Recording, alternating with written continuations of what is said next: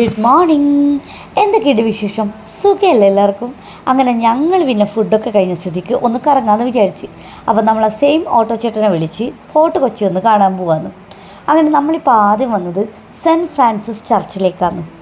ഇന്ത്യയിലെ തന്നെ ഏറ്റവും പഴക്കമുള്ള യൂറോപ്യൻ പള്ളികളിലൊന്ന്. 1503 പോർച്ചുഗീസുകാരാണ് നിർമ്മിച്ചത്. പോർച്ചുഗീസ് നാവികനായിരുന്ന വാസ്കോഡോ ഗാമയെ 1524 അടക്കം ചെയ്തത് ഇവിടെയാണ്. പിന്നീട് അദ്ദേഹത്തിൻ്റെ ഭൗതിക ശരീരം അദ്ദേഹത്തിൻ്റെ നാടായ ലിസ്ബണിലേക്ക് കൊണ്ടുപോയി. പിന്നെ നമ്മൾ പോയത് അടുത്ത് തന്നെയുള്ള ഡച്ച് സെമിത്തേരിയിലേക്കാണ്.